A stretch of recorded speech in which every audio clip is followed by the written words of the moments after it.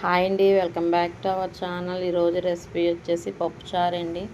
ఇదైతే టేస్ట్ అయితే చాలా బాగుంటుంది, మీరు కూడా ట్రై చేయండి.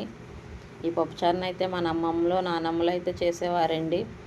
ఇలా ఇప్పుడు మీలో ఎంతమంది చేస్తున్నారో నాకు కామెంట్ చేయండి. ఇప్పుడైతే ఒక కప్పు అయితే కందిపప్పుని తీసుకున్నానండి. నేను దీన్ని అయితే ఒక 2 సార్లు కడిగేసుకోవాలి నీట్గాని.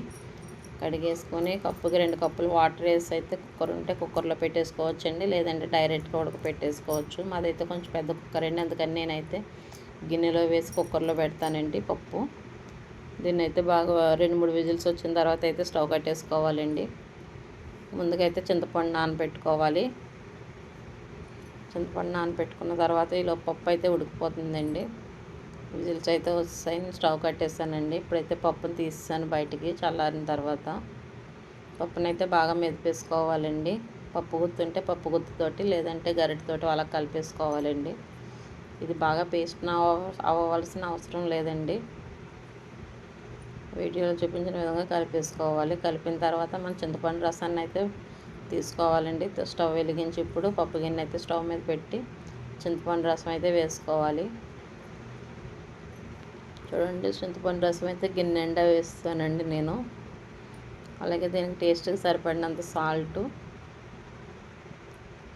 కారం, కొంచెం పసుపు వేసుకోవాలండి. పసుపు వేయడం వల్ల అయితే కలర్ అయితే బాగుంటుంది చూడటానికి. అలాగే ఒక ఉల్లిపాయ, 4 పచ్చిమిర్చి కూడా కట్ చేసుకుని వేసుకోవాలి. కొత్తిమీర, కరివేపాకు, అలాగే బెల్లం కూడా వేసుకోవాలండి.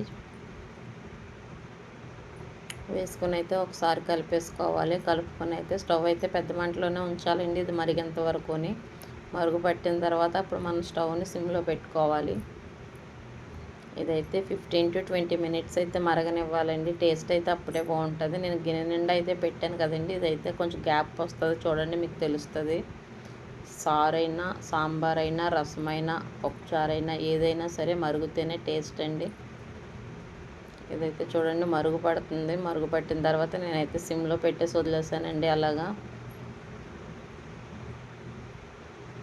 బాగా మరిగిందండి. ఇప్పుడైతే స్టవ్ కట్టేసుకుని ఇప్పుడు పోపు అయితే పెట్టుకోవచ్చండి మనం.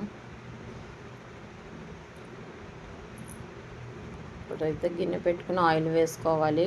ఆయిల్ వేడైన తర్వాత వెల్లుల్లి రేకలు వేసుకోవాలండి 4-5. అలాగే కొంచెం కరివేపాకు వేసుకోవాలి. మెంతులు, జీలకర్ర, ఆవాలు, ఎండుమిర్చి వేసుకుని అయితే పోపుని బాగా వేగించుకోవాలండి. పోపు అయితే బాగా వేగితేనే పప్పు అయినా, సాంబార్ అయినా, పప్పుచారైనా ఏదైనా సరే టేస్ట్ బాగుంటుందండి. పోపునైతే సిమ్లో పెట్టుకుని వేగించుకోవాలి, మాడిపోతే పెద్ద మంట పెడితేనే. పోపు అయితే బాగా వేగిందండి. వేగిన తర్వాత మనం మరగబెట్టుకున్న పప్పుచారుని అయితే అందులో వేసుకోవాలండి. ఇది ఎలాగ 2 మినిట్స్ అయితే ఉడికిస్తే టేస్ట్ అయితే బాగుంటుందండి. పోపు వేసిన తర్వాత దాంట్లో వేస్తేనే. చూడండి, ఇదైతే బాగుంది, చూడటానికి కూడా చాలా బాగుందండి. టేస్ట్ కూడా అలాగే బాగుంది, సూపర్గా ఉంది. మీరు కూడా ట్రై చేయండి, ఖచ్చితంగా నచ్చుతుంది. స్టవ్ కట్టేసి అయితే కొత్తిమీర వేసానండి. పప్పుచారు అయితే రెడీ అండి. ఇందులో అయితే మనం ఎటువంటి వెజిటేబుల్స్ ఏమీ వేయలేదండి, ఓన్లీ పప్పుతోనే చేసామండి, అందుకే పప్పుచారు అనడం. అలాగే సాంబార్ పొడి కానీ ఏమీ వేయమండి దీనికి.